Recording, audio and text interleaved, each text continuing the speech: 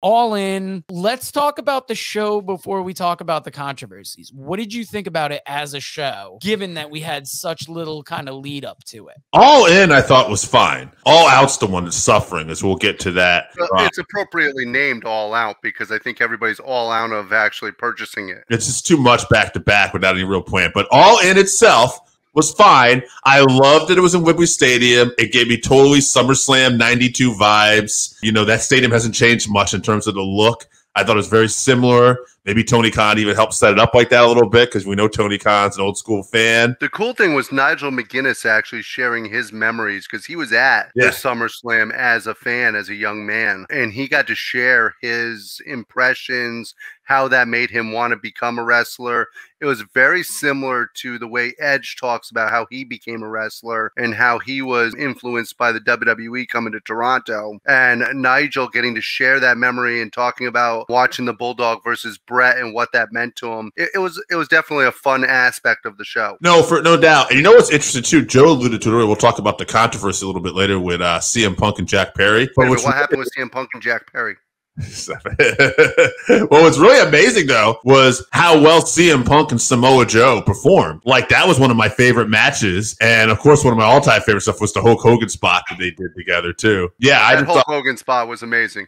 That was hilarious. Joe hulking up is selling in the crowd when he points at you. Good stuff, Joe. Well, very seldom do you see both people actually play the Hulk Hogan part. Right. CM Punk played it with his hand to his ear, and then they actually switched to his Hogan. It was fantastic. Well, I thought for sure he was about to do a 5-knuckle shuffle, and I was like, that would be insane. Like, I love that match as an opening. Like, the pre-show was great. They went an hour longer, which I could do without all the talking, but you got the MJF Adam Cole win. Yeah. The rest of the matches, Jack Perry did what he did. I thought that match was decent, but when I heard that comment, to me, it felt like a move too much from him. But then immediately going into opening the show with Punk and Joe, that was, I think, the best way you could have done it. I really like the way the show was paced. Well, and I don't know how you're not going to mention the greatest kangaroo kick of all time. It's not every day you see a move like that executed with such precision. But I was happy to see them as the Ring of Honor Tag Team Champions. When later on, Adam Cole really put that over when he threw the belt on the ground and get that shit away from me.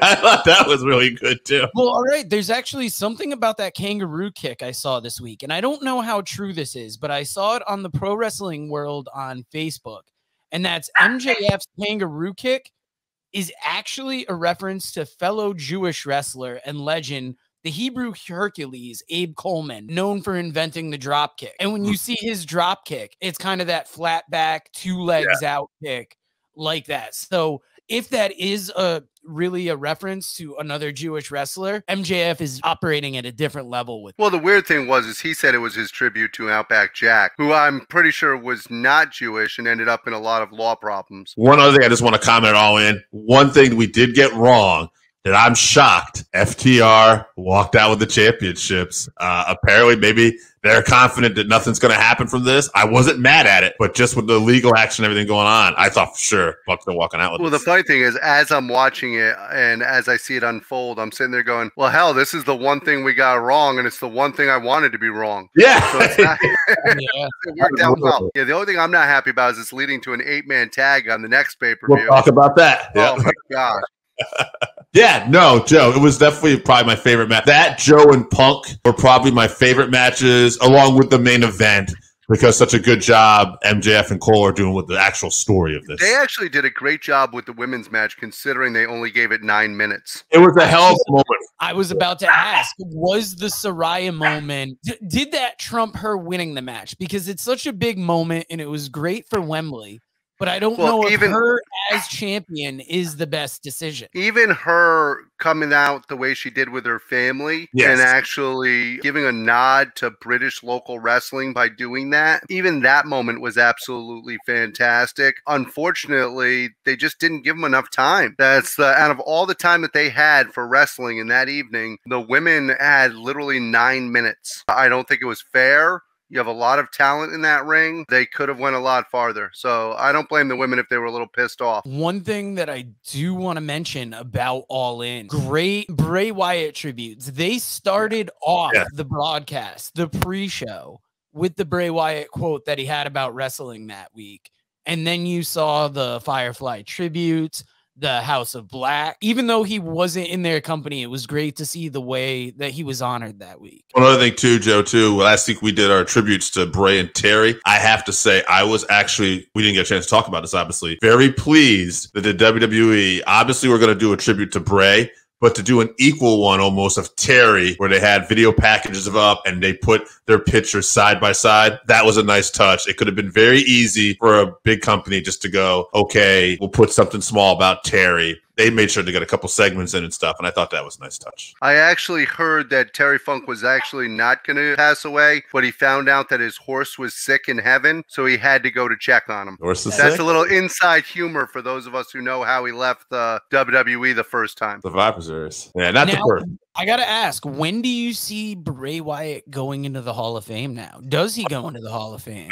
Could be this year. I could see that happening. I can imagine almost similar to like Eddie Guerrero type thing. That would be my guess. They should put him in this year.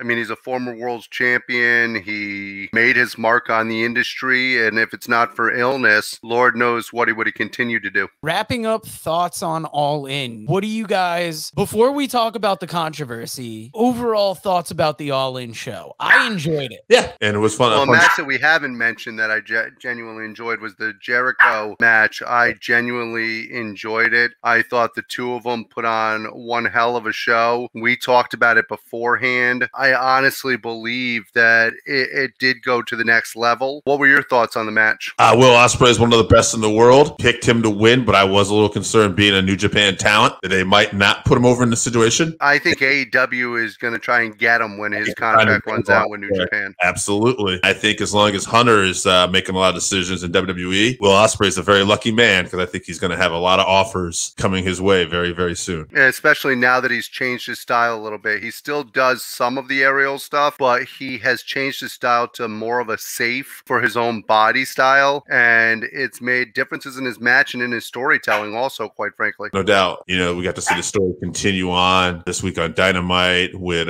Sammy Guevara and Jericho, which of course will lead to a big tag. They're about to win the tag titles next week on Dynamite. There's no tag title. Yeah, they're going to win the tag titles, absolutely. But I think Joe wants us to talk about